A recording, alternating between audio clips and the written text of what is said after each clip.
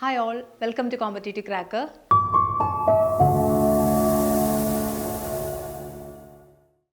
ഇന്ന് CSIR net physics exam അതിൻ്റെ patterns എങ്ങനെയാണ്, എന്തൊക്കെയാണ് അതിൻ്റെ സിലബസ്, അതൊക്കെ നമുക്കൊന്ന് നോക്കാം. അതിന് മുന്നേ CSIR നെറ്റ് ഫിസിക്സ് എഴുതാൻ പറ്റുന്നത് ആർക്കാണ്? ഒരു PG അല്ലേ, MSc ഫിസിക്സ് കഴിഞ്ഞ ഏതൊരാൾക്കും ഒരു 50-55% എബവ് മാർക്സ് ഉള്ള ഏതൊരാൾക്കും നെറ്റ് ഫിസിക്സ് എക്സാം നമുക്ക് അറ്റൻഡ് ചെയ്യാനായിട്ട് സാധിക്കും. അത്യാവശ്യം ബുദ്ധിമുട്ടുള്ള ഒരു എക്സാം തന്നെയാണ്, പക്ഷേ കൃത്യമായിട്ടുള്ള ഒരു ടൈം ടേബിൾ നമ്മൾ ഫോളോ ചെയ്തിട്ടുണ്ടെങ്കിൽ നമുക്ക് ഉറപ്പായിട്ടും നെറ്റ് ക്രാക്ക് ചെയ്യാനായിട്ട് സാധിക്കും. അപ്പോൾ അതിന് മുന്നേ നമുക്ക് ഏതൊക്കെയാണ്, എത്ര പാർട്സ് ഉണ്ട് ഈ ക്വസ്റ്റ്യൻ, നമുക്ക് എങ്ങനെയൊക്കെയാണ് അതിൻ്റെ മാർക്കിംഗ് സ്കീം എങ്ങനെയാണ്, അതൊക്കെ ഒന്ന് നോക്കാം. 3 പാർട്സ് ആയിട്ടാണ് ഈ എക്സാം വരുന്നത് അല്ലേ. പാർട്ട് എ ഉണ്ട്, പാർട്ട് ബി ഉണ്ട്, പാർട്ട് സി ഉണ്ട്. അതിൽ പാർട്ട് എയിൽ വരുന്നത് വളരെ ബേസിക് മാത്തമാറ്റിക്സ് ആണ്, ഗ്രാഫ് കാര്യങ്ങൾ അതൊക്കെയാണ് പാർട്ട് എയിൽ വരുന്നത്. അത് അത്യാവശ്യം സ്കോർ ചെയ്യാൻ പറ്റുന്ന ഒരു ഏരിയ ആണ് പാർട്ട് എ എന്ന് പറയുന്നത്. ടോട്ടൽ 20 ക്വസ്റ്റ്യൻസ് ഉണ്ട്.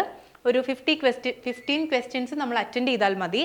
പിന്നെ കറക്റ്റ് ആൻസേഴ്സിന് കറക്റ്റ് ആണെങ്കിൽ 2 മാർക്സ് ആണ്. നെഗറ്റീവ് മാർക്കിംഗ് ഉണ്ട്. ഒരു ഇൻകറക്റ്റ് ആൻസറിന് 0.5 വെച്ചിട്ട് നെഗറ്റീവ് മാർക്കിംഗ് ഇതിലുണ്ട്. ഓക്കെ, ഇനി പാർട്ട് ബിയിൽ ബേസിക് ഫിസിക്സ് ആണ് വരുന്നത്. ബേസിക് ഫിസിക്സ് എന്ന് പറയുമ്പോൾ നമ്മൾ PG ലെവൽ പഠിച്ചത് തന്നെ കുറച്ചും കൂടെ ബേസിക് ആയിട്ടുള്ള കാര്യങ്ങളാണ്. ഒത്തിരി അഡ്വാൻസ്ഡ് ലെവൽ വരുന്നത് പാർട്ട് സിയിലാണ്. അപ്പോൾ ഇവിടെ ബേസിക് ഫിസിക്സ് ആണ് വരുന്നത്. ടോട്ടൽ 25 ക്വസ്റ്റ്യൻസ് ഉണ്ട്.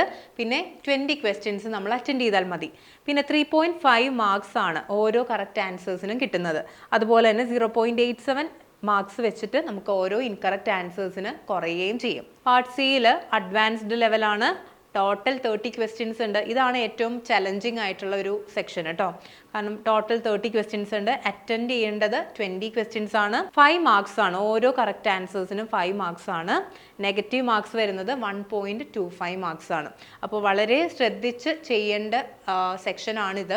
നമുക്ക് ഒരു മിസ്റ്റേക്ക് വന്നിട്ടുണ്ടെങ്കിൽ പെട്ടെന്ന് തന്നെ അവിടെ നമുക്ക് നെഗറ്റീവ് ഉള്ളതുകൊണ്ട് പെട്ടെന്ന് മാർക്ക് കുറയാനായിട്ട് വളരെ ചാൻസ് ആണ്. അപ്പോൾ ഇതാണ് ഈ 3 പാർട്സ് ആയിട്ട് നമുക്ക് എക്സാമിന് ചോദിക്കുന്ന ക്വസ്റ്റ്യൻസ്. ഇനി നമുക്ക് അതിൻ്റെ സിലബസിലേക്ക് ഒന്ന് പോവാം. പറഞ്ഞു ഫിസിക്സിൻ്റെ PG ലെവൽ ക്വസ്റ്റ്യൻസ് ആണ് നെറ്റിൽ വരുന്നത്. അപ്പോൾ സിലബസ് ഇത് പാർട്ട് എ എന്ന് പറഞ്ഞ സിലബസിൻ്റെ പാർട്ട് എ ആണ് കേട്ടോ. പാർട്ട് എയിൽ വരുന്ന ക്വസ്റ്റ്യൻസ് അല്ല.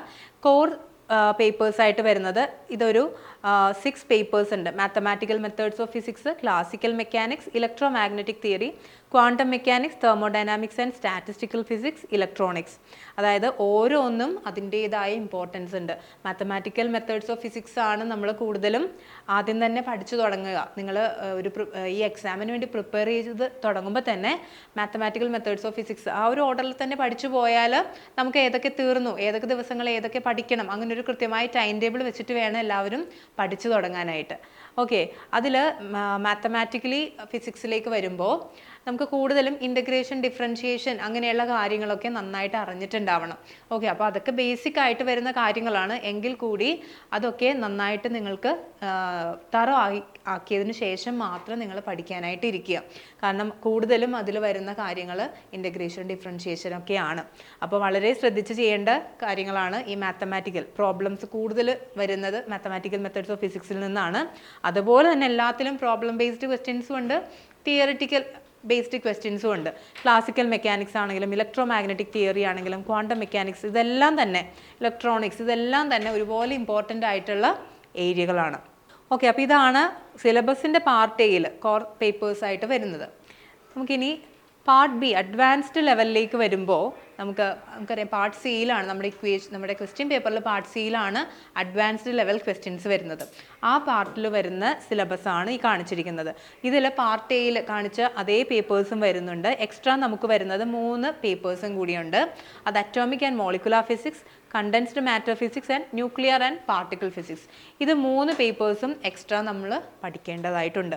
അതായത് അറ്റോമിക്, മോളിക്കുലാർ ഫിസിക്സ് ഇതെല്ലാം തന്നെ വളരെ ഇമ്പോർട്ടൻ്റ് ആയിട്ടുള്ള പേപ്പേഴ്സാണ്. ന്യൂക്ലിയർ ആൻഡ് പാർട്ടിക്കിൾ ഫിസിക്സ് അതിൽ ന്യൂക്ലിയസുമായി ബന്ധപ്പെട്ട് വരുന്ന എല്ലാം, പിന്നെ പാർട്ടിക്കിൾസ്, എലിമെൻ്ററി പാർട്ടിക്കിൾസ്, അതിൻ്റെ ലെപ്റ്റോൺസ്, ബാരിയോൺസ്, അങ്ങനെ ഒത്തിരി പാർട്ടിക്കിൾസിൻ്റെ ക്ലാസിഫിക്കേഷൻ ഉണ്ട്. അതിനൊക്കെ ഓരോ പ്രോപ്പർട്ടീസും ഉണ്ട്. അപ്പോൾ ഇതെല്ലാം നമ്മൾ പഠിച്ചിട്ടുണ്ടാവണം. പക്ഷെ ഇതൊക്കെ പഠിക്കാനായിട്ട് നിങ്ങൾക്ക് എവിടെ തുടങ്ങണം, എങ്ങനെ തുടങ്ങണം, അങ്ങനെയൊക്കെ കുറേ ഡൗട്ട്സ് ഉണ്ടാവും അല്ലേ. അതായത് ഒരു നെറ്റ് ഫിസിക്സ് എന്ന് കേൾക്കുമ്പോൾ തന്നെ എല്ലാവർക്കും ഒരു ആദ്യം വരുന്നത് അത് എന്നെക്കൊണ്ട് ചെയ്യാൻ പറ്റുമോ, അത് എനിക്ക് പറ്റുന്നതാണോ, ഞാൻ ക്രാക്ക് ചെയ്യാനായിട്ട് എനിക്കത് ഒരു ബാലികേറ മലയാണ്, അങ്ങനെ ഒരു നമ്മൾക്കൊരു ചിന്ത വരും. പക്ഷേ അതൊക്കെ മാറ്റി വെച്ചുകൊണ്ട് ഇത്രയും പേപ്പേഴ്സ് ഉണ്ടെങ്കിൽ പോലും അതിൻ്റെ ബേസിക് തുടങ്ങി തന്നെ ഇപ്പം നിങ്ങൾക്ക് ഒരു വർഷത്തിൽ 2 പ്രാവശ്യം നമുക്ക് നെറ്റിൻ്റെ എക്സാം വരുന്നുണ്ട്. അപ്പോൾ ഒരു 6 months ഗ്യാപ്പിൽ എന്തായാലും ഇത്രയും പേപ്പേഴ്സ് നമുക്ക് കറക്റ്റായിട്ട് ഡെയിലി നമ്മൾ ഇത്ര അവേഴ്സ് വെച്ചിട്ട് പഠിക്കണം എന്നൊരു ദൃഢനിശ്ചയം എടുത്ത് നമ്മൾ ടൈം ടേബിൾ വെച്ച് പഠിച്ചാൽ ഉറപ്പായിട്ട് നമുക്ക് ഇത്രയും പേപ്പേഴ്സ് എളുപ്പത്തിൽ കവർ ചെയ്യാനായിട്ട് സാധിക്കും. ഇത് ഇത്രയും പഠിച്ചാൽ മാത്രം പോരാ, നിങ്ങൾ ഇതിനായിട്ട് ഒരു ലാസ്റ്റ് 1 month ഇതിന് റിവിഷൻ വേണ്ടിയിട്ട് നിങ്ങൾ മാറ്റി വയ്ക്കണം. അത് എന്തായാലും നിർബന്ധമായിട്ടുള്ള ഒരു കാര്യമാണ് അല്ലേ. നമ്മൾ പുതിയതായിട്ട് എക്സാമിൻ്റെ തലേ ദിവസം വരെ പുതുതായിട്ടുള്ള കാര്യങ്ങൾ പഠിച്ചുകൊണ്ടേ ഇരുന്നിട്ടുണ്ടെങ്കിൽ നമ്മൾ ആദ്യം പഠിച്ച കാര്യങ്ങൾ എന്തായാലും ഓർമ്മയിൽ നിൽക്കില്ല. ഒരു കാര്യം അത് ചെറുതായിക്കോട്ടെ വലുതായിക്കോട്ടെ പക്ഷേ എന്ത് വലിയ കാര്യമാണെങ്കിൽ പോലും നിങ്ങളത് ഡെയിലി റിവൈസ് ചെയ്താൽ മാത്രമേ നമുക്കത് ഓർമ്മയിൽ നിൽക്കുള്ളൂ.